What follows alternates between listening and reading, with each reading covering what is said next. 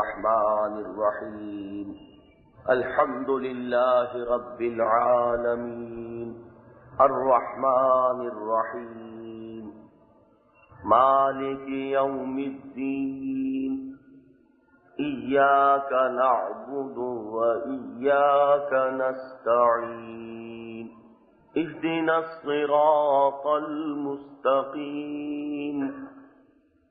صراط الذين أنعمت عليهم غير المغضوب عليهم ولا الضالين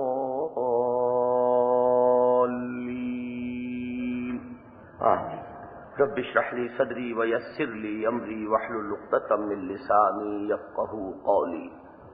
یہ پانچواں اجتماع ہے جس میں ہم سورہ فاتحہ کے بارے میں گفتگو کر رہے ہیں، اور میرا ارادہ یہ ہے کہ آج ہم اس پر اپنی گفتگو کو مکمل کر لیں۔ پہلے دو اجتماعات میں اس سورہ مبارکہ کی عظمت اور اس کے بارے میں بعض تمہیدی باتیں گوش گزار کی گئی تھی۔ مزید برآں ہم نے ایک حدیث قدسی کا مطالعہ کیا تھا جس میں اللہ تعالی کا یہ فرمان نبی اکرم صلی اللہ علیہ وسلم نے نقل فرمایا ہے کہ قسمت الصلاۃ بینی و بین عبدی نصفین، میں نے نماز کو اپنے اور اپنے بندے کے مابین آدھا آدھا تقسیم کر لیا ہے۔ فنصف لی ونصف لعبدی ولعبدی ما سأل، تو اس کا نصف تو میرے لیے ہے اور نصف میرے بندے کے لیے ہے، اور میں نے اپنے بندے کو عطا فرمایا، دیا جو اس نے مانگا۔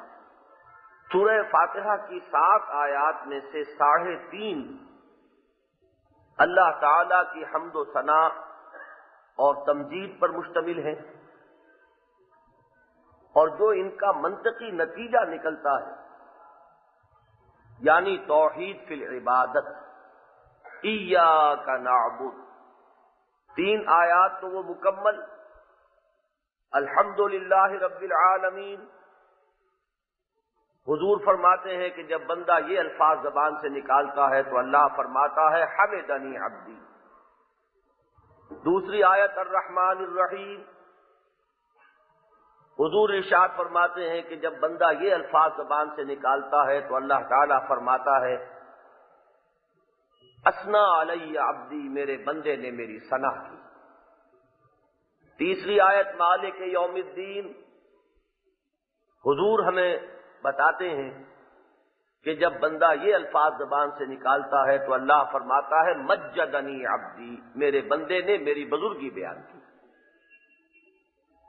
تو تحمید اور ثنا اور تمجید یہ اللہ کے لیے، اور ان تینوں کا منطقی نتیجہ ہے عبادت۔ جو محسن حقیقی ہے، جو منعم حقیقی ہے، جو رب ہے تمام جہانوں کا، جو رازق ہے، جو مالک ہے، اب ظاہر ہے کہ اسی کا حق ہے کہ اس کے سامنے جھکا جائے، اس کی فرما برداری کی جائے، اس کا کہنا مانا جائے، اس کو راضی رکھنے کی کوشش کی جائے۔ یہ تو ہوا مثبت پہلو، اور ساتھ ہی منفی پہلو بھی ہے کہ وہ مالک یوم الدین بھی ہے، وہ اپنے فرما برداروں کو جزا دے گا، نافرمانوں کو سزا دے گا، اور جزا و سزا کے دن اختیار مطلق اسی کا ہوگا۔ لمن الملک اليوم للہ الواحد القہار، اس کا بھی تقاضا یہی ہوا کہ اسی کا حکم مانا جائے، اسی کے کہنے پر چلا جائے، اسی کی فرما برداری کی جائے، جو کچھ اس نے حلال ٹھہرایا ہے اسی پر اکتفا کی جائے، جس چیز سے اس نے روک دیا ہے رک جایا جائے۔ گویا کہ عبادت کا مثبت پہلو بھی، اس کا مثبت محرک وہ تو ہے شکر اللہ کا، محبت اللہ کی، اور اس کا منفی پہلو اس کی جزا اور سزا کا پہلو۔ افنجعل المسلمین کالمجرمین ما لکم کیف تحکمون، کیا ہم مجرموں کو فرما برداروں کے برابر کر دیں گے؟ تمہیں کیا ہو گیا ہے، تم کیسی بے عقلی کی باتیں کر رہے ہیں۔ تو میں نے عرض کیا تھا کہ اگر ترازو کا وہ پلڑا ذہن میں رکھیں جو ڈنڈی کے ساتھ ان 3 ڈوریوں سے بندھا ہوتا ہے، تو وہ 3 ڈوریاں ہیں یہ 3 آیات، اور ان تینوں نے ایاک نعبد اس کے ساتھ جا کر تعلق قائم کر لیا، اور پھر آتا ہے حرف واو، اور وہاں سے اب دوسرا حصہ شروع ہوتا ہے۔ میں یہ عرض کر چکا ہوں کہ یہ عبادت جو جزوی نہیں ہو سکتی، جز وقتی نہیں ہو سکتی، کلی ہوگی اور ہمہ وقتی ہوگی۔ یہ ملازمت نہیں ہے جو جز وقتی بھی ہو سکتی ہے۔ یہ وہ معاملہ نہیں ہے جو امپلائر امپلائی ریلیشن شپ کا ہے کہ کوئی معین کام آپ نے کرنا طے کیا ہے، اس کے علاوہ کوئی کام آپ سے نہیں کرایا جا سکتا۔ تو یہ تو ہے عبادت، عبدیت، بندگی، غلامی۔ یہ ہمہ وقت ہوگی، ہمہ جہت ہوگی،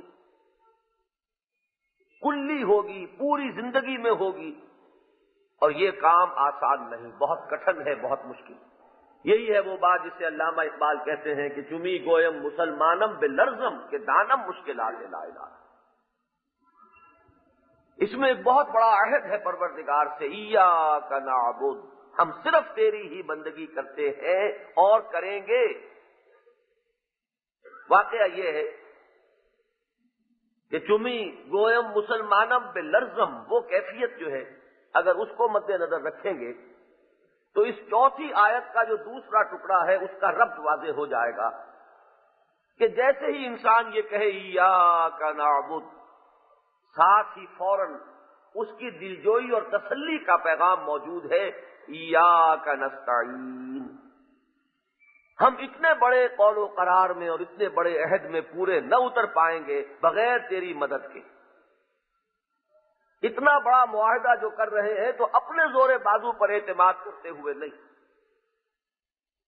ہم اس میں تیری تائید، تیری توفیق کے محتاج ہیں۔ چنانچہ یہی ہے وہ رمز نبی اکرم صلی اللہ علیہ وسلم کی اس دعائے معصورہ میں کہ جو آپ ہر نماز کے بعد مانگا کرتے تھے، اللہم اعنی علی ذکرک و شکرک و حسن عبادتک۔ اگر واحد ہو تو اعنی ہوگا، اور اگر باجماعت نماز ادا کی ہو تو اعنا۔ اللہم اعنا علی ذکرک و شکرک و حسن عبادتک۔ اے اللہ ہماری مدد فرما کہ ہم تجھے یاد رکھ سکیں، ہم تیرا شکر ادا کر سکیں جیسا کہ تیرے شکر کا حق ہے، اور تیری بندگی کر سکیں جیسا کہ تیری بندگی کا حق ہے۔ اس چوتھی آیت کے بارے میں اب ایک بات اور نوٹ کر لیجئے کہ اس میں بھی شرک کا سد باب کیا گیا ہے ایک خاص اسلوب سے۔ اگر اسلوب ہوتا نعبدوں کا و نستعینوں کا تو اس کے معنی ہوتے کہ ہم تیری بندگی کرتے ہیں اور کریں گے، اس میں غیر کی بندگی کی نفی نہ ہوتی۔ ہم تجھ سے مدد چاہتے ہیں اور چاہیں گے، اس میں غیر سے استعانت کی نفی نہیں تھی۔ لیکن عربی زبان میں مفعول کو پہلے لا کر حصر کا ایک مفہوم پیدا ہو جاتا ہے۔ نعبدو کا نہیں ہے، ایاک نعبد، ہم صرف تیری ہی بندگی کرتے ہیں اور کریں گے۔ یہاں شرک کا سد باب ہوا، توحید پر زور آ گیا۔ یہ ہے توحید فی العبادت۔ وَإِيَّاكَ نَسْتَعِينُ، اور صرف تجھ ہی سے مدد مانگتے ہیں اور مانگیں گے۔ یہ ہے توحید فی الاستعانت۔ توحید فی العبادت کے ذہن میں یہ بات رکھیے، اس کو امام ابن تیمیہ نے، میں نے شاید پہلے بھی عرض کیا تھا کہ توحید کے 2 رخ معین کیے ہیں۔ ایک ہے توحید فی العقیدہ، اس کو آپ کہہ سکتے ہیں نظریاتی توحید، علمی توحید۔ اللہ ایک ہے، اللہ تنہا ہے، اللہ کا کوئی ساجی نہیں ہے، اللہ کا کوئی مد مقابل نہیں ہے، اللہ جیسا کوئی نہیں ہے، اللہ کی صفات میں کوئی اس کا مثل نہیں ہے۔ میں یہ خاص طور پر جملے اس طرح ادا کر رہا ہوں کہ آپ کو محسوس ہو جائے کہ یہ کچھ کسی چیز کا، کسی حقیقت کا اظہار ہے علمی انداز میں، اور توحید کا دوسرا رخ ہے توحید فی الطلب، مطلوب اور مقصود اور معبود صرف وہی ہو۔ تو در حقیقت جو پہلی آیت ہے الحمدللہ رب العالمین، یہ توحید فی العقیدہ یا علمی یا نظری توحید کے ضمن میں یہ اصل الاصول ہے، یہ جڑ ہے، یہ بنیاد ہے۔ اور ایاک نعبد یہ توحید فی الطلب یا عملی توحید، اسی کی اطاعت ہوگی، مطاع مطلق صرف وہی ہے، اور سب کے لیے اطاعت بس اس کی اطاعت کے دائرے کے اندر اندر ہوگی۔ محبوب حقیقی وہی ہے، اور سب کے لیے محبت اس کی محبت کے تابع ہوگی۔ مطلوب اصلی وہی ہے، باقی سب کی حیثیت ذرائع کی ہوگی، مطلوب کی نہیں ہوگی۔ یہ ہے در حقیقت توحید فی الطلب، توحید فی العبادت، یا اس کو عملی توحید کہیے تو یہ اس ٹکڑے کے اندر مکمل آ جاتی ہے ایاک نعبد۔ اور اسی کا وہ رخ ہے جس کو حضور نے، چونکہ میں اقسام شرک پر تقریر کر چکا ہوں تفصیل کے ساتھ، تو جب ہم نے تیسری قسم کے شرک پر گفتگو شروع کی تھی، شرک فی الحقوق، اور اللہ کے تمام حقوق، جیسے ہم کہتے ہیں کہ ہاتھی کے پاؤں میں سب کا پاؤں، اللہ کے تمام حقوق ایک لفظ میں آ جاتے ہیں عبادت، اور عبادت کا لب لباب حضور فرماتے ہیں دعا، الدعاء مخ العبادہ، الدعاء هو العبادہ۔ لہذا دیکھیے ایاک نعبد و ایاک نستعین، یہاں وہ توحید فی الدعاء، توحید فی الاستعانہ، توحید فی الاستمداد۔ اب یہ مختلف الفاظ ہیں، باب استفعال میں آئیں گے، استنصار، استمداد، استدعاء، استغاثہ۔ استغاثہ سوائے اس کے اور کسی سے نہیں ہوگا، استعانت سوائے اس کے اور کسی سے نہیں ہوگی، استدعاء سوائے اس کے اور کسی سے نہیں ہوگی، استمداد سوائے اس کے اور کسی سے نہیں ہوگی۔ اور میں تفصیل سے بیان کر چکا ہوں کہ اس میں اصلاً تو مراد ہے کہ جو مادی قانون ہے اس سے ماورا، ایک ہے اس مادی قانون اور اسباب ظاہر کے اندر اندر کسی سے مدد طلب کرنا، یہ بالکل دوسری چیز ہے۔ وہاں گھڑا رکھا ہے، پانی ہے، اور میں نے کسی سے کہا کہ ذرا مجھے پانی پلا دو، یہ بھی استعانت ہے، استمداد ہے، میں نے اس سے مدد چاہی ہے، اس نے میری ایک ضرورت پوری کی ہے، اسی لیے میں اس کا شکریہ ادا کرتا ہوں۔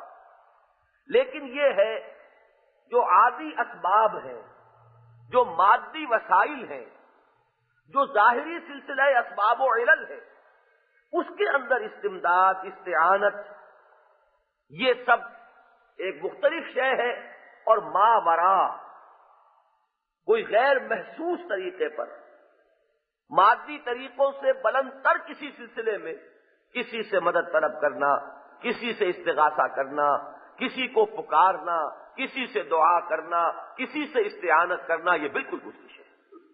یہ دوسری شے تو شرک ہوگا، اس میں کسی شک و شبے کی گنجائش نہیں۔ اگر اللہ کے سوا کسی سے استمداد ہے، استعانت ہے، استدعاء ہے، استغاثہ ہے، وہ شرک ہے، اس کے شرک ہونے میں کوئی شک نہیں۔ ہاں یہ جو ہے اسباب ظاہری کے اندر کسی سے مدد طلب کرنا، اس میں شرک خفی پیدا ہو سکتا ہے۔ اگر انسان کے ذہن پر یہ چیز مسلط ہو جائے کہ اس میں خود اپنی جگہ پر یہ طاقت موجود ہے کہ میری ضرورت پوری کر سکتا ہے، اگر یہ حقیقت ذہن سے اوجھل ہو جائے کہ لا حول ولا قوت الا باللہ، کسی میں کوئی طاقت نہیں ہے جب تک کہ اللہ کا اذن نہ ہو۔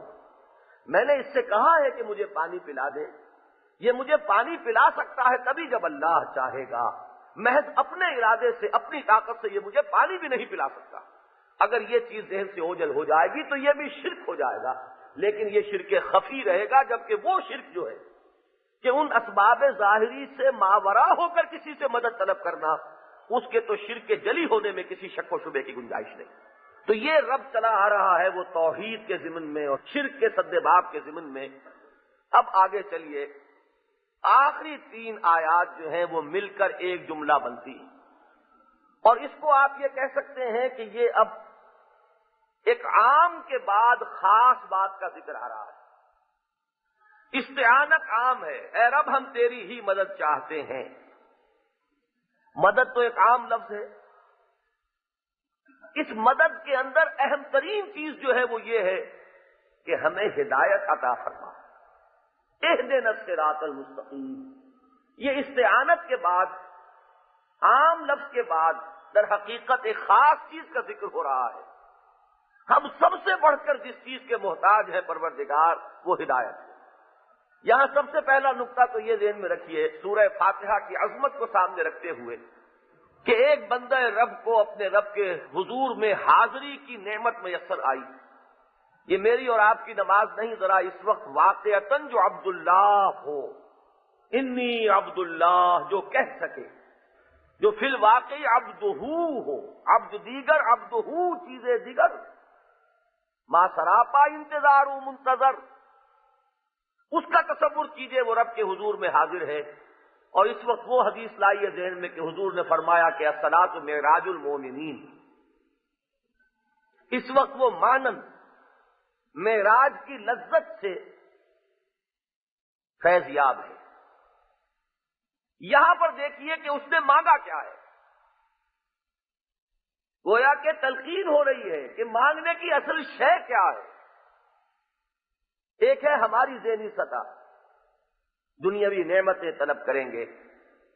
میں نے آپ کو وہ لطیفہ سنایا تھا کہ میرے ایک دوست جو امریکہ جا رہے تھے، انہوں نے اپنی ایک چھوٹی سی بچی سے کہا کہ بیٹی تمہارے لیے میں وہاں سے کیا لاؤں؟ اس نے وہ اپنی ذہنی سطح پر کہا کہ میرے لیے وہاں سے ایک پینسل لے کر آئیے، اس لیے کہ اس کی ذہنی سطح ہے اتنی، اس سے بالا تر کسی شے کا ابھی اسے تصور نہیں۔ تو مانگتا تو ہر ایک اپنی ذہنی سطح کے اعتبار سے ہے۔ اگر ہمیں وہ لمحہ میسر آ جائے، ہم کیا مانگیں گے؟ جس چیز کی ہماری نگاہ میں قدر و منزلت ہوگی، شاید دولت مانگیں، ثروت مانگیں، شہرت طلب کریں، دنیاوی حیثیت و وجاہت کا سوال کریں، دنیاوی غلبہ و اقتدار کی خواہش ظاہر کریں۔ یہاں تلقین ہو رہی ہے کہ مانگنے کی اصل شے ہدایت ہے۔ در حقیقت رہنمائی ہو رہی ہے کہ اس پوری کائنات میں کوئی نعمت نہیں ہے جب تک کہ اس کے ساتھ نعمت ہدایت نہ ہو۔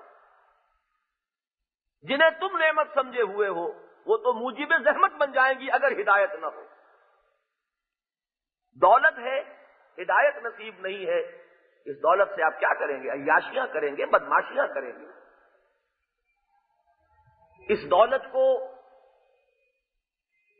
لوگوں پر روب گانٹنے کا ذریعہ بنائیں گے۔ تو یہ دولت جو ہے یہ اب نعمت نہیں رہی، موجب زحمت ہے، موجب عذاب ہے۔ اولاد ہے، ہدایت نہیں ہے، اولاد کو کیا بنا کر اٹھائیں گے؟ اولاد سرکش ہو کر اٹھے گی، خدا کی باغی بن کر اٹھے گی۔ یہ اولاد آپ کے لیے صدقہ جاریہ نہیں ہوگی، یہ آپ کے نامہ اعمال میں ہمیشہ ہمیش کے لیے گناہوں کے مزید اندراج کا ایک سبب اور ذریعہ بن جائے گی۔ معلوم ہوا کہ اولاد مجرد اولاد نعمت نہیں ہے۔ ہاں نعمت ہدایت ہو تو پھر اولاد بھی نعمت ہے۔ اتنی بڑی نعمت ہے کہ جلیل القدر پیغمبروں نے اس کے لیے دعائیں کی۔ حضرت زکریا نے دعا کی، حضرت ابراہیم نے دعا کی، اور جب ملے ہیں بیٹے اسماعیل اور اسحاق جیسے تو اس پر ہدیہ تشکر پیش کیا ہے۔ الحمدللہ الذی وہب لی علی الکبر اسماعیل و اسحاق ان ربی لسمیع الدعاء۔ یہ جو آخری ٹکڑا ہے اس آیت کا، اس سے ظاہر ہوتا ہے دعائیں مانگ مانگ کر یہ اولاد دی۔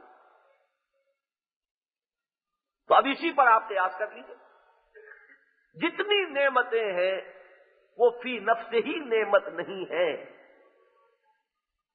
ایک ہے اصل نعمت اور وہ نعمت ہدایت ہے جو ہر چیز کو نعمت بنا دے گی، اور اگر وہ نہیں ہے تو ہر چیز نعمت نہیں بلکہ موجب زحمت ہو جائے۔ لہذا مانگنے کی اصل چیز ہدایت ہے۔ یہ بات میں اس سے پہلے عرض کر چکا ہوں، سورہ فاتحہ میں جو مضامین کا ربط ہے کہ ایک سلیم الفطرت انسان عقل سلیم کی رہنمائی میں غور و فکر کے نتیجے میں یہاں تک تو از خود پہنچ جاتا ہے۔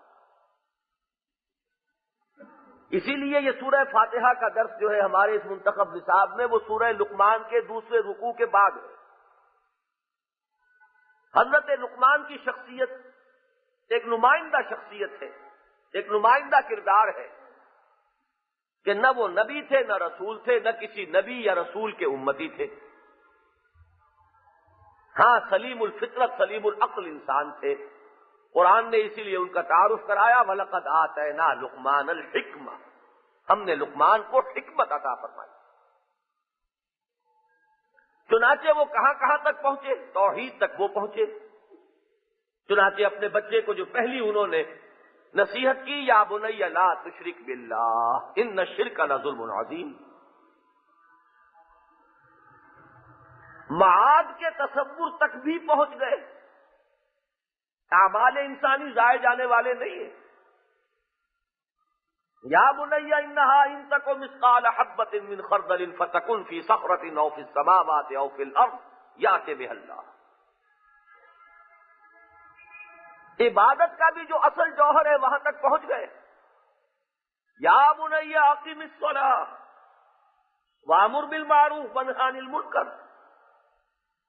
سورہ فاتحہ میں آپ کو یہی چیزیں نظر آ رہی ہیں، الحمدللہ رب العالمین الرحمن الرحیم مالک یوم الدین ایاک نعبد۔ آگے ہے اصل میں وہ بات کہ جہاں انسان گھٹنے ٹیک کر دستے سوال دراز کرنے پر مجبور ہے، وہ ہے اس زندگی کے پرپیچ سفر میں سیدھی شاہراہ صراط مستقیم، جس میں ایچ پیچ نہ ہو، جس میں افراط و تفریط کے دھکے نہ ہو، جس میں ادھر ادھر کا بھٹکنا نہ ہو۔ صراط مستقیم یہ جان لیجئے اس کا تعین عقل انسانی کے امکان میں نہیں۔ اس کی وجہ کیا ہے؟ انسان بلند نہیں ہو سکتا اپنے ظروف و احوال سے۔ مرد ہے تو بحیثیت مرد سوچے گا، وہ اپنے آپ کو عورت کی جگہ پر رکھ کر نہیں سوچ سکتا۔ اس کے اپنے ایک احساسات ہیں، اس کی اپنی نفسیاتی ساخت ہے، وہ جسے آپ انگریزی میں کہتے ہیں he can't outgrow his skin, اپنی چمڑی کے اندر ہی رہے گا، اس سے باہر کیسے جائے گا؟ لہذا وہ جو نظام تجویز کرے گا اس میں عورت کے لیے صحیح اور معتدل مقام کا معین کرنا ناممکن ہے۔ یا ادھر ٹھوکر کھائے گا یا ادھر ٹھوکر کھائے گا۔ کسی مزدور کے لیے یہ ناممکن ہے کہ وہ کارخانے دار کی جگہ ہو کر سوچ سکے۔ یہ سارا جو ہمارے ہاں یہ کھینچ تان کا مسئلہ ہے، کیوں ہے؟ اس کے اپنے مسائل ہیں، اس کے اپنے پرابلمز ہیں، وہ اپنی حقیقتیں جو تلخ حقیقتیں ہیں ان کو خوب جانتا ہے، انہی میں الجھا ہوا ہے، وہ کارخانے دار کی مجبوریوں کو نہیں سمجھ سکتا۔ اور کارخانے دار اس کے ذہن پر مسلط ہیں، اس کے مسائل، وہ محسوس نہیں کر سکتا کہ ایک غریب مزدور کے احساسات کیا ہیں۔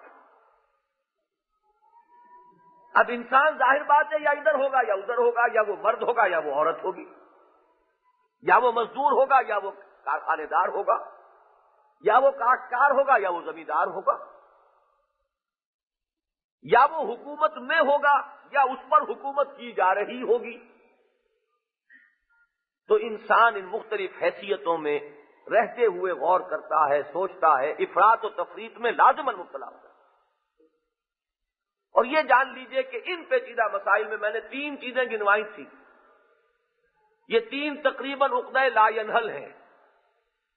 مرد اور عورت کے درمیان توازن، فرد اور اجتماعیت کے مابین توازن، انفرادی حقوق اور اجتماعی مصلحتیں، ایک طرف کو وہ کھینچتی ہیں دوسری طرف کو یہ کھینچتے ہیں، اور سرمایہ اور محنت کے درمیان توازن،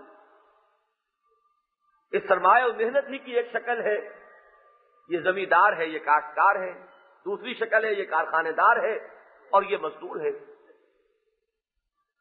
اس تیسرے مسئلے کو انڈسٹریل ریولوشن نے، صنعتی انقلاب نے اور مشین کی ایجاد نے اس کو تو یوں سمجھیے کہ اتنا گمبھیر بنا دیا ہے کہ اس کا حل کسی کے پاس نہیں۔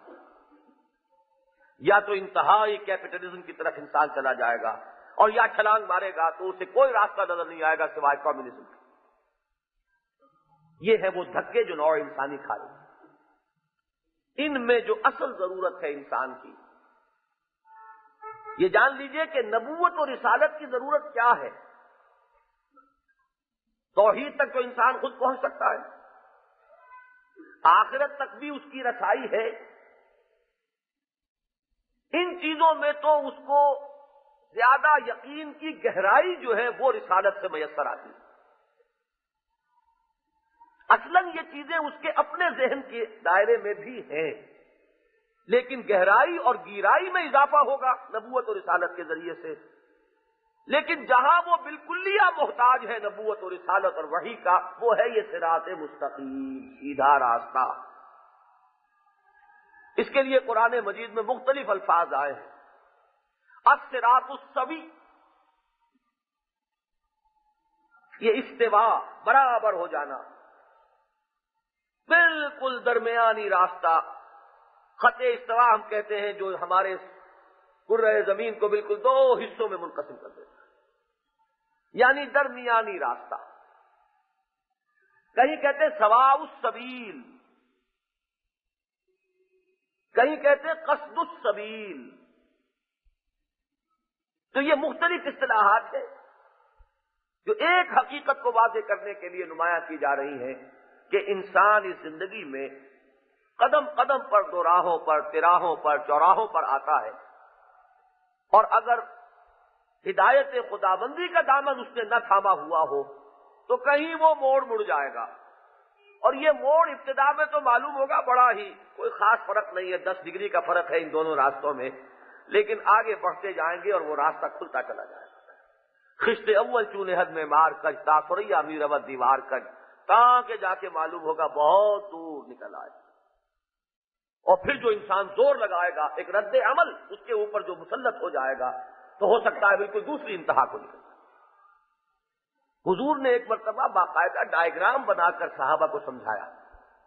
زمین پر ایک تنکے سے آپ نے ایک سیدھا خط کھینچا اور کچھ آڑے ترچھے خط ایک بائیں طرف سے آیا اور وہ اس سیدھے خط کو کاٹتا ہوا دائیں طرف نکل گیا، ایک دائیں طرف سے آیا اور اس سیدھے خط کو کاٹتا ہوا بائیں طرف نکل گیا، پھر یہ بائیں والا جو ہے یہ پھر لوٹا، پھر اس کو کاٹ کر پھر دائیں طرف نکل گیا۔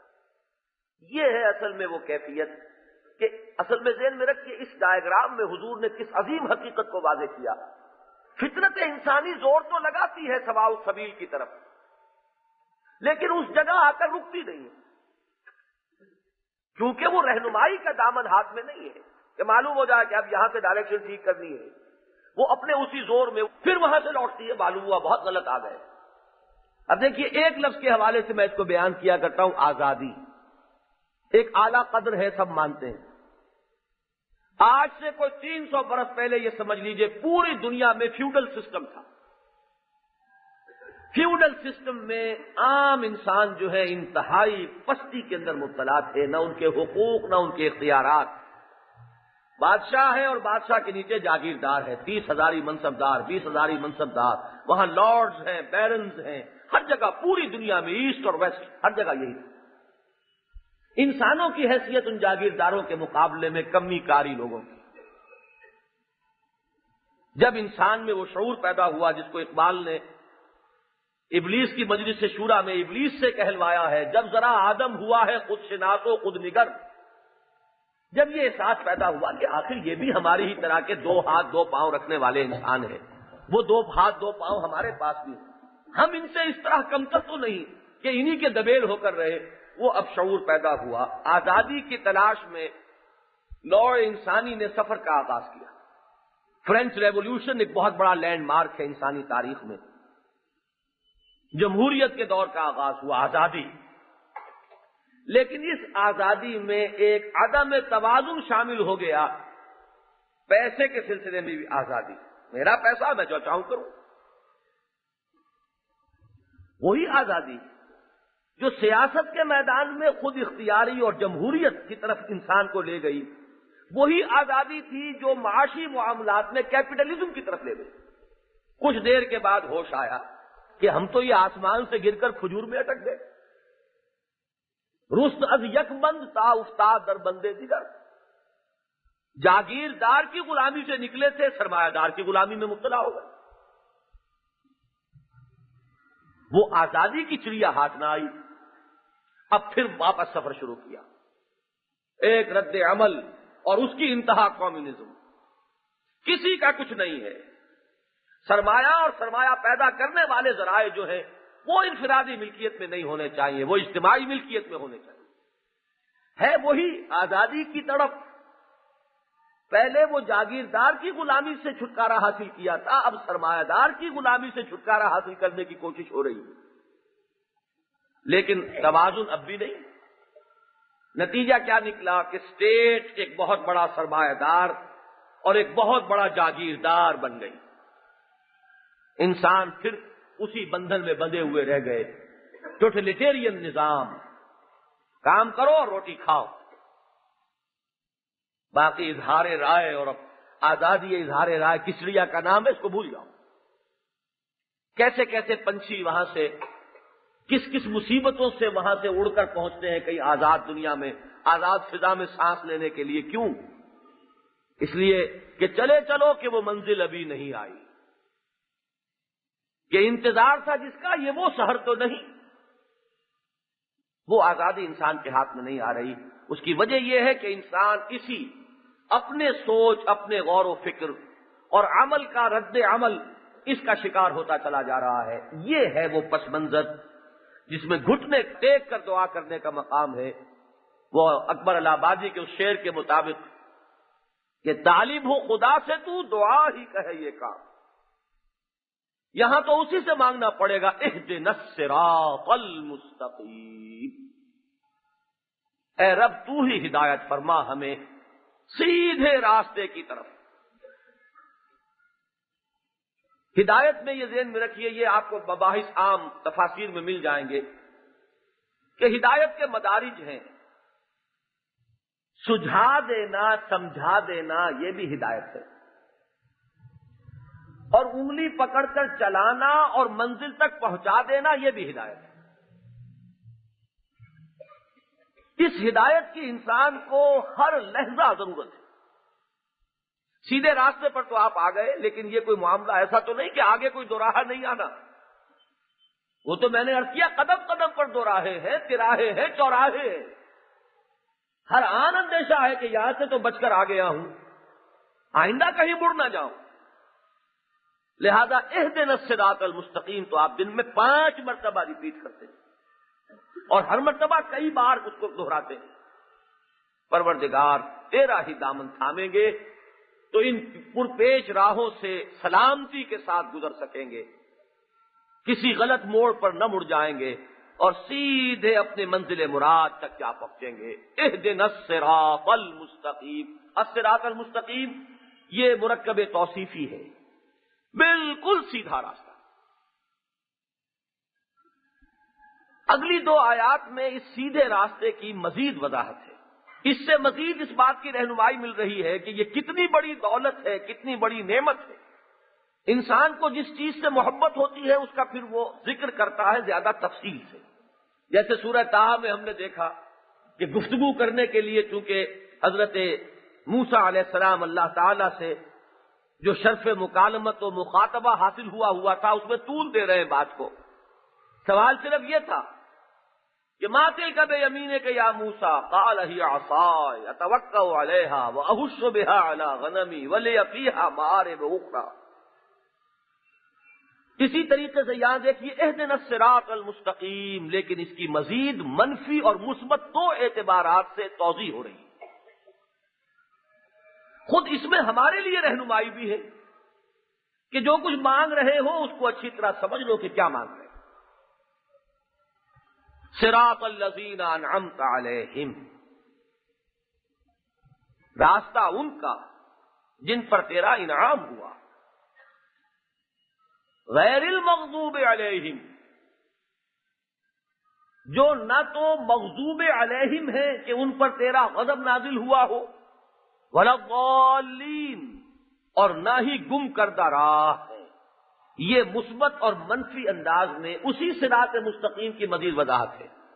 اس لیے میں نے عرض کیا تھا یہ ایک ہی جملہ ہے، پرنسپل کلاز ہے اہدنا الصراط المستقیم، اور یہ دونوں آیات جو ہے آخری، یہ سبارڈینیٹ کلازز ہے اس کی، بدل ہے یہ الصراط المستقیم، اس کا بدل کیا ہوا؟ صراط الذین انعمت علیہم، یہ بدل اول ہے، غیر المغضوب علیہم ولا الضالین، یہ اسی کی مزید وضاحت ہے۔ اب یہاں ہمارے سمجھنے کے لیے یہ تین قسم کے اشخاص ہیں جن کا سورہ فاتحہ میں ذکر آ گیا۔ پہلے ہے منعم علیہم، دوسرے ہیں مغضوب علیہم، تیسرے ہیں ضالین۔ ایک کے راستے کو ہم نے چاہا ہے کہ ہم پر کھول دیا جائے، ہمیں اس کی ہدایت دی جائے، اور دو سے ہم نے اللہ کی پناہ طلب کی ہے کہ پروردگار ان کے راستے کی طرف کہیں ہمارا رخ نہ موڑ دیجو۔ منعم علیہم کون ہے؟ القرآن یفسر بعضہ بعضا، قرآن کا ایک حصہ دوسرے حصے کی تفسیر کرتا ہے۔ سورہ نساء میں چلیے، وہاں بات کھلے گی، وَمَن يُطِعِ اللَّهَ وَالرَّسُولَ فَأُولَٰئِكَ مَعَ الَّذِينَ أَنْعَمَ اللَّهُ عَلَيْهِمْ مِنَ النَّبِيِّينَ وَالصِّدِّيقِينَ وَالشُّهَدَاءِ وَالصَّالِحِينَ وَحَسُنَ أُولَٰئِكَ رَفِيقًا۔ جو لوگ اللہ اور اس کے رسول کی اطاعت پر کاربند ہو جاتے ہیں، انہیں معیت نصیب ہوگی ان کی جن پر اللہ کا انعام ہوا۔ وہ کون ہے؟ انبیاء اور صدیقین اور شہداء اور صالحین۔ تو جب بھی آپ یہ الفاظ زبان سے نکالیں، دیکھیے ذہن انسانی میں خیالات کی رفتار بڑی تیز ہوتی ہے۔ جب آپ کہیں اہدنا الصراط المستقیم صراط الذین انعمت علیہم، تو ایک بجلی کے سے کوندنے کے انداز میں آپ کے ذہن میں یہ چار الفاظ آ جانے چاہیے۔ کون ہے منعم علیہم؟ من النبیین والصدیقین والشہداء والصالحین، یہ ہے منعم علیہم جن پر اللہ تعالی کا انعام ہوا۔ ان میں پھر درجات ہیں، بلند ترین درجہ انبیاء کا ہے، ان سے متصل مقام صدیقیت کا ہے، پھر مرتبہ شہادت کا ہے، اور اس میں بیس لائن سمجھ لیجئے وہ صالحین۔ اللہم ربنا اجعلنا منہم، اللہم ربنا اجعلنا منہم وارزقنا معیتہم۔ اس میں تو کسی وضاحت کی مزید ضرورت نہیں، البتہ جو منفی انداز میں دو اسلوب آئے یہ ہے وضاحت طلب، غیر المغضوب علیہم ولا الضالین۔ مغضوب علیہم وہ ہیں جنہوں نے ہدایت کو پانے کے بعد اپنی شرارت و خباثت نفس کی بنا پر اس ہدایت سے منہ موڑا اور کجروی اختیار کی۔ یہ وہ ہیں کہ جن پر اللہ کا غضب نازل۔ میں نے جو تین جملے کہے پھر دوہرائیے، ہدایت کے پا جانے کے بعد اپنی شرارت و خباثت نفس کی بنا پر اس راہ ہدایت سے منہ موڑا، اور اس کی سزا میں ان پر اللہ کا غضب نازل ہوا، وہ ہے مغضوب علیہم۔ حضرت عبداللہ ابن عباس نے معین کیا ہے کہ یہاں مغضوب علیہم سے مراد یہود شریعت ملی۔ ذہن میں رکھیے یہ تاریخی طور پر حضرت موسیٰ سے پہلے، ہو سکتا ہے میں اب ایک علمی بات کہہ رہا ہوں، اس میں مغالطے کا امکان ہے، لیکن میری رائے یہی بنی ہے، آپ بھی اس پر غور کیجیے۔ حضرت موسیٰ سے پہلے شریعت کوئی نازل نہیں ہوئی۔ حضرت نوح کا ذکر قرآن میں پڑھیے، حضرت ہود کا ذکر قرآن میں پڑھیے، حضرت صالح کا ذکر قرآن میں پڑھیے، حضرت ابراہیم کا ذکر قرآن میں پڑھیے۔ حضرت موسیٰ سے پہلے کے رسول یہی ہیں، یا اولو العزم انبیاء و پیغمبر یہی، ان کے ہاں آپ کو شریعت کا ذکر نہیں ملے گا، توحید اور شرک ساری بات اسی پر۔ ابھی تمدن انسانی اتنا پیچیدہ ہوا نہیں تھا. یہ جو الجھنیں جو میں نے گنوائی ہے یہ تو ارتقاء ہوا ہے ان میں. سب سے ابتدائی الجھن جو پہلے ہی سے ہوگی وہ تو مرد اور عورت کے درمیان توازن کی الجھن ہے. لیکن ابھی نظام اجتماعی تھا ہی کہاں کہ جس میں فرد اور اجتماعیت کے درمیان توازن کا مسئلہ پیدا ہوا ہوتا. اسی طریقے سے معاش انتہائی سادہ. وہ پیچیدگیاں وہ تو ایچ جی ویلز کی تاریخ میں نے پڑھا, بہت عمدہ مقالہ اس نے لکھا ہے. رومن امپائر میں پہلی مرتبہ ہوا کرنسی کا رواج, اس سے پہلے کرنسی نہیں تھی. اور ساری پیچیدگیاں معاشیات کی اس کرنسی کی ایجاد کے بعد پیدا ہوئی, اس سے پہلے کوئی پیچیدگی نہیں. ایک کرگے پر بیٹھا ہوا کپڑا بن رہا ہے, دوسرا جو ہے میدان میں گیا ہے کھیت میں, اس نے گندم بوئی ہے. یہ ایکسچینج کر لیتے تھے, بارٹر ہوتا تھا. اسے جو کپڑا بن رہا ہے اسے بھی آخر پیٹ میں کچھ ڈالنا ہے, وہ اس سے کچھ چنے یا گندم لے لے گا, اور وہ جس نے جا کر کھیت میں کام کیا ہے اسے اپنا تن ڈھانپنا ہے, وہ اس سے کپڑا لے لے گا. ہولڈنگ ہو نہیں سکتی, چنا کتنا رکھ لیں گے اپنے پاس, کب تک رکھیں گے؟ وہ کپڑا جو ہے وہ کتنا بن بن کے رکھتا چلا جائے گا. ہاں جب معاملہ یہ ہو گیا کہ یہ ایک تولہ, یہ ایک پیس جو سونے کا ہے یہ مساوی ہے اتنے 100 من گندم کے, اور اس میں اتنے تھان کپڑے کے آ سکتے ہیں, وہ آپ نے سونا یہاں سنبھال کے رکھ لیا. اب ایک پرچیزنگ پاور آپ کے ہاتھ میں کنسنٹریٹ ہو گئی. یہاں سے ایچ جی ویلز کے الفاظ یہ ہے کہ انسان کو کچھ شعور نہیں تھا کہ یہ کرنسی ایجاد کر کے کتنی بڑی لعنت کا توق اس نے اپنے گلے میں ڈال دیا. مجرد کرنسی. تو جب تک یہ نہیں تھا پرابلم کہاں سے؟ لہذا یہ سارا جو تدریجی ارتقاء ہو رہا ہے اس میں شریعت کی جو ضرورت آئی ہے کہ جس میں تفصیلی احکام دیے جائیں, ڈوز اینڈ ڈونٹس, یہ مت کرو یہ کرو, اس کا ہمیں ذکر جو ہے اصلاً ملتا ہے حضرت موسیٰ علیہ السلام کی شریعت. کتاب پہلی جو اتری ہے وہ حضرت موسیٰ کی کتاب ہے. حضرت نوح پر کسی کتاب کے اترنے کا ذکر نہیں. صحف ابراہیم کا تذکرہ ملتا ہے لیکن وہ بھی اب دنیا میں کہیں نہیں ہے. اچھا, حضرت ابراہیم کے نام کے ساتھ بھی آپ کو ملت ابراہیمی ملے گی. ملت کی چیزیں کیا تھی؟ 6 حضور نے گنوائی ہیں. ختنہ کرنا فطرت کی ایک بات ہے, یہ بال جو ہے جسم کے ان حصوں سے اتار دینا, ناخن اتارنا, لب کتروانا, یہ وہ من الفطرہ, اور یہی در حقیقت وہ ہے بنیادی تعلیمات جو حضرت ابراہیم علیہ السلام سے منسوب. باقی شریعت اور حلال اور حرام اور جائز اور ناجائز اور اوامر اور نواہی, اور یہ واجب, یہ مستحب, یہ فرض, یہ مکروہ تحریمی, یہ حرام مطلق, یہ ساری چیزیں جو ہے جب تمدن کی پیچیدگیاں پیدا ہوئیں تب یہ مسائل.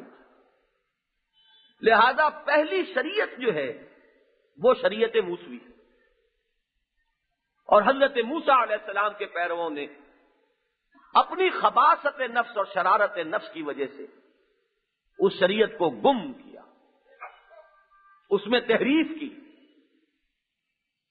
اس کو اپنی خواہشات کا تختہ مشق بنایا. نتیجہ یہ ہوا کہ یہ وہ قوم ہے جو مغضوب علیہم کے لیے سب سے بڑی نمایاں مثال ہے, یہ سمبل ہے, یہ علامت ہے مغضوب علیہم. قرآن مجید میں بھی ایک سے زائد مقامات پر ذکر ہے, ضربت علیہم الذلۃ والمسکنۃ وباؤوا بغضب من اللہ. ان پر ذلت اور مسکنت تھوپ دی گئی اور یہ اللہ کا غضب لے کر لوٹے. تو یہ تو ہے مغضوب علیہم. پھر نوٹ کیجئے, ہدایت خداوندی کے پانے کے بعد دیکھیے جیسا کہ سورہ شورى کا درس ہوا تھا, وَمَا تَفَرَّقُوا إِلَّا مِن بَعْدِ مَا جَاءَهُمُ الْعِلْمُ بَغْيًا بَيْنَهُمْ. انہوں نے جو یہ تفرقے کی راہ نکالی ہے تو اندھیرے کی وجہ سے نہیں, مغالطہ نہیں ہے, علم کے آ جانے کے بعد آپس میں ایک دوسرے پر اقتدار حاصل کرنے کے لیے, غلبہ حاصل کرنے کے لیے, اپنی انانیت, اپنی خود پرستی کی باعث. تو یہ ہے مغضوب علیہم. اور ضالین کون ہیں؟ اس لفظ کو اس کی اصل حقیقت کے اعتبار سے سمجھنا بہت ضروری ہے, اس لیے کہ یہ لفظ سورہ والضحیٰ میں حضور کے لیے بھی آیا ہے. وَوَجَدَكَ ضَالًّا فَهَدَىٰ. اس لفظ کا مفہوم یہ ہے کہ یا تو ابھی کوئی ہدایت کا طالب ہے، اسے ہدایت دی نہیں گئی، کوشاں ہے، متلاشی ہے، اس کے حصول کے لیے محنت کر رہا ہے، اور یا یہ کہ کسی وقت کسی نیکی کے جذبے میں حد اعتدال سے تجاوز کر کے اس صحیح راستے سے کہیں ہٹ گیا ہے۔ یہ دو مفہوم ہے ضال کے۔ ایک تیسرا مفہوم بعض حضرات صرف نکتہ آفرینی کے طور پر پیدا کرتے ہیں، اور وہ یہ کہ اگر کوئی شخص کسی کی محبت میں اس کیفیت کو پہنچ جائے کہ اس پر محبت کا غلبہ ہو جائے، مغلوب الحال ہو جائے محبت میں، تو یہ بھی ضال کا لفظ، اس پر اس کا اطلاق ہو جائے۔ یہ اصل میں ساری کوشش اسی لیے کرتے ہیں کہ حضور کے لیے جب یہ لفظ آ گیا تو اب اس کی کوئی تعبیر ایسی ہونی چاہیے کہ حضور پر عشق خداوندی کا غلبہ ہو چکا، آپ محبت خداوندی سے مغلوب الحال تھے، تو حضور کے لیے چونکہ یہ لفظ آ گیا لہذا، لیکن یہ معاملہ صرف نکتہ آفرینی والا ہے۔ اچھی طرح جان لیجئے اس کے دو ہی مفہوم ہیں۔ ایک تو وہ شخص جس پر ابھی ہدایت منکشف نہیں ہوئی، ہدایت کی طلب ہے شدید، اس میں وہ غور و فکر کر رہا ہے، سوچ بچار کر رہا ہے، التفکر والاعتبار جو شرح حدیث میں لفظ آیا ہے، غور و فکر، عبرت پذیری کے مراحل سے گزر رہا ہے، طالب ہدایت ہے، ہدایت ابھی منکشف نہیں ہوئی۔ اور ایک وہ کہ جس کو ہدایت ملی تو تھی، اس نے اس کے اندر ایک غلط رخ اختیار کیا ہے، لیکن خباثت نفس کی وجہ سے نہیں، بلکہ نیکی ہی کا جذبہ ہے کہ جو کچھ غیر متوازن ہو گیا ہے، یہ بھی ضال ہوگا۔ چنانچہ پہلے تو اس دوسرے مفہوم کے اعتبار سے سمجھ لیجئے، اس لیے کہ حبر الامہ حضرت عبداللہ ابن عباس رضی اللہ تعالی عنہ، انہوں نے یہاں ضالین سے مراد متبعین حضرت مسیح علیہ السلام کو قرار دیا ہے، مغضوب علیہم سے مراد یہود، اور ضالین سے مراد حضرت مسیح علیہ السلام کے پیرو جنہوں نے رہبانیت کی بدعت ایجاد کی۔ اب ظاہر بات ہے کہ رہبانیت کی جو بدعت ایجاد ہوئی تو کسی خباثت نفس کی وجہ سے نہیں ہے، محبت دنیا یا محبت مال کے اندر معتدل حد سے بڑھ جانے کا نتیجہ نہیں ہے، ترک دنیا محبت الہی ہے جس کی وجہ سے وہ گھر بار چھوڑ رہے ہیں، جا رہے ہیں، شادی بیاہ نہیں کر رہے ہیں، تجرد کی زندگی بسر کر رہے ہیں، تپسیاں کر رہے ہیں، پہاڑوں کے کھووں میں پہنچے ہوئے ہیں، غاروں میں پہنچے ہوئے ہیں، سانپوں اور بچھوؤں کے مسکنوں میں انہوں نے جا کر ڈیرا لگا لیا ہے، کوئی کسی پہاڑ کی چوٹی پر ہے، ریاضت کر رہا ہے۔ یہ سب کچھ جو ہے یہ جذبہ نیکی کا عدم توازن ہے، جذبہ نیکی کا حد اعتدال سے تجاوز ہے۔ اس کی وجہ سے اگر ہوگا کوئی صراط مستقیم سے ہٹ جائے گا تو وہ بھی مغضوب علیہم میں شمار نہیں ہوگا، اس لیے کہ مغضوب علیہم میں شمار ہونے کے لیے اس صحیح راستے سے ہٹنا ہے اپنی خباثت نفس کی وجہ سے، دنیا کی محبت کی وجہ سے، نفسانی خواہشات کی پیروی کی وجہ سے، نفسانیت میں اعتدال سے بڑھ جانے کے باعث وہ ہوگا مغضوب علیہم۔ اس کی بنیاد ہے شرارت نفس، اور یہاں ہے در حقیقت نیکی کا ایک جذبہ جو حد اعتدال سے تجاوز کر گیا ہے، لہذا ہے تو گمراہی، لیکن یہ گمراہی اور وہ گمراہی زمین و آسمان کا فرق ہے۔ مردی و نامردی قدم فاصلہ دارت، بظاہر تو گمراہی کے لفظ میں تو دونوں شریک ہو جائیں گے، یہود بھی گمراہ، نصارہ بھی گمراہ، لیکن اس گمراہی اور اس گمراہی میں زمین و آسمان کا فرق ہے۔ یہ بات سورہ حدید میں بڑی وضاحت کے ساتھ آئی ہے، وَرَهْبَانِيَّةً ابْتَدَعُوهَا مَا كَتَبْنَاهَا عَلَيْهِمْ إِلَّا ابْتِغَاءَ رِضْوَانِ اللَّهِ۔ یہ رہبانیت کی بدعت انہوں نے خود ایجاد کی، ہم نے وہ ان پر فرض نہیں کی تھی۔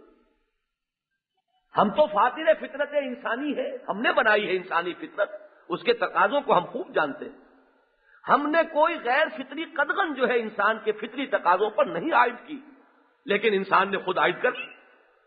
یہ بدعت ہے جو اس نے ایجاد کی۔ ہم نے تو اس پر ایک چیز فرض کی تھی کہ اللہ کی رضا حاصل کرو، وہ رضا حاصل کرنے میں غیر معتدل ہو گیا۔ پھر یہ کہ وہ اپنی وہ پابندی جو خود عائد کردہ پابندی تھی اس کو نبھا بھی نہیں سکے، فما رعوها حق رعایتها، پھر پابندی نہ کر سکے اس کی جیسے کہ کرنی چاہیے تھی. فطرت سے کشتی لڑیں گے تو وہ تو چت کرے گی آپ کو. کچھ لوگ ہوتے ہیں ایکسیپشنل، ان کی قوت ارادی اتنی مضبوط ہو کہ وہ اپنی فطرت سے بھی لڑ جائیں اور وہ پوری زندگی جو ہے وہ لڑتے ہوئے بسر کر دیں. لیکن عظیم اکثریت کا معاملہ تو یہی ہوگا، طے تو کر بیٹھے ہیں کہ شادی نہیں کریں گے، ساری عمر مجرد رہیں گے، لیکن یہ کہ بہرحال فطرت انسانی سے کب تک آدمی دھینگا مشتی کرے گا. کہیں گرے گا اور گر کر نتیجہ کیا نکلے گا کہ کہنے کو راہب خانہ ہے اور اس کے تہخانوں میں حرامی بچوں کی جو ہے وہ قبروں کی قبریں جو ہے وہ بنی ہوئی. کیوں؟ رہتے تو ہیں یہاں راہبات اور راہب مرد، لیکن یہ کہ یہ فطرت انسانی کے خلاف معاملہ تھا، فطرت نے اسے پچھاڑ دیا. تو یہ تو ہے ایک مفہوم، اور یہ چونکہ حضرت عبداللہ ابن عباس سے منقول ہے یہاں تو بات واضح ہو گئی. لیکن یہی لفظ آیا حضور کے لیے وہاں کس معنی میں؟ وہاں مسئلہ وہ دوسرا ہے جو میں نے عرض کیا، تلاش حقیقت میں سرگرداں، ہدایت کی شدید طلب ہے اندر.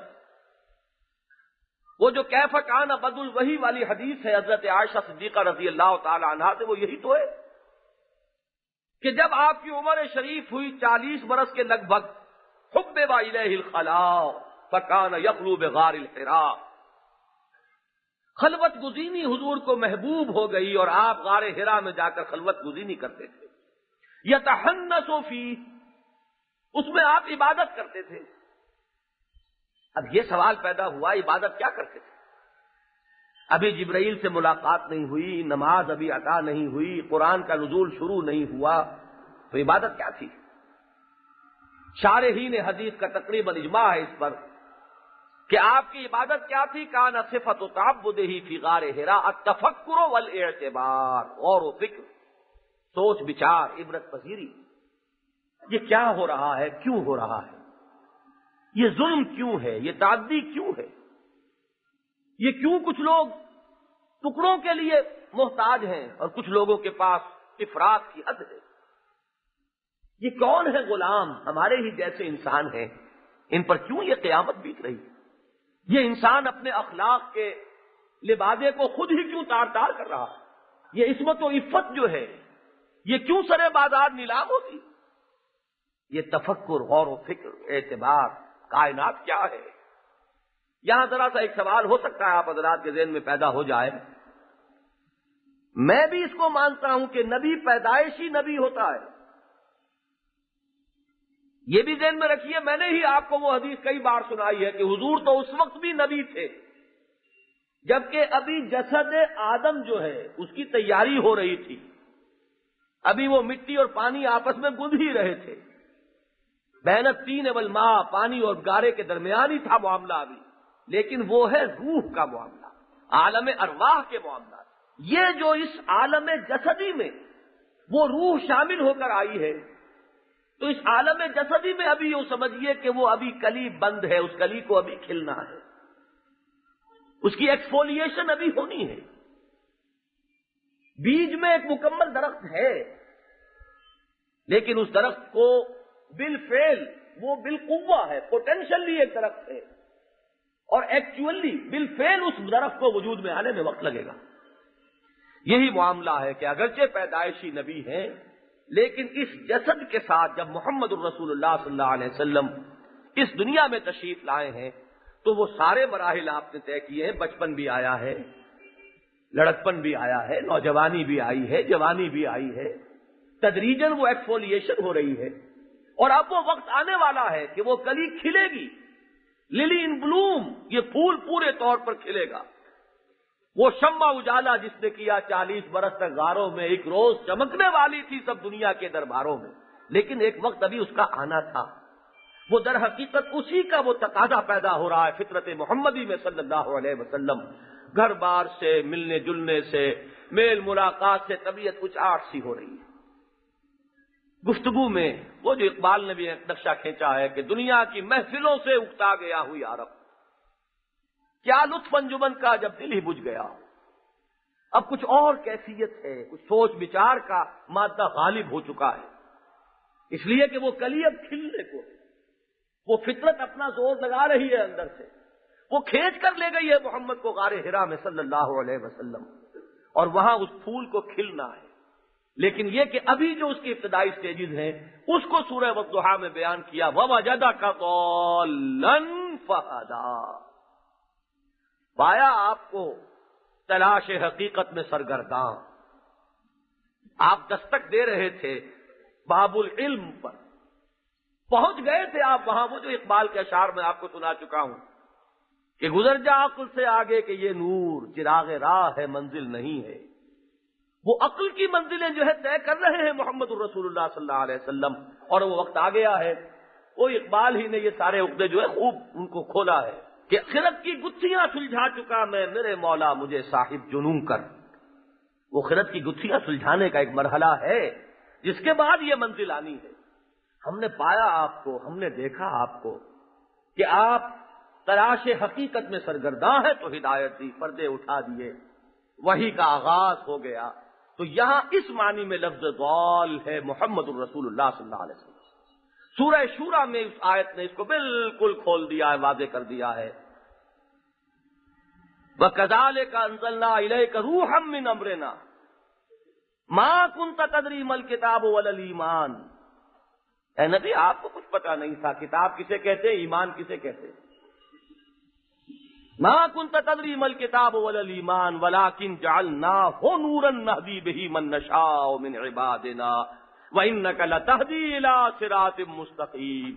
اب یہ ہدایت کے دروازے جو آپ پر کشادہ ہو گئے کھل گئے، آپ اب اس مقام پر آ گئے ہیں کہ اب ہدایت آپ دیں گے لوگوں کو، وہ اہدنا الصراط المستقیم کی جو دعا ہے، اب وہ باب ہدایت واہ ہوا ہے بصورت نبوت محمدی صلی اللہ علیہ وسلم پوری نوع انسانی کے لیے، وَإِنَّكَ لَتَهْدِي إِلَىٰ صِرَاطٍ مُسْتَقِيمٍ۔ بارک اللہ لی ولکم فی القرآن العظیم ونفعنی وإیاکم بالآیات والذکر الحکیم۔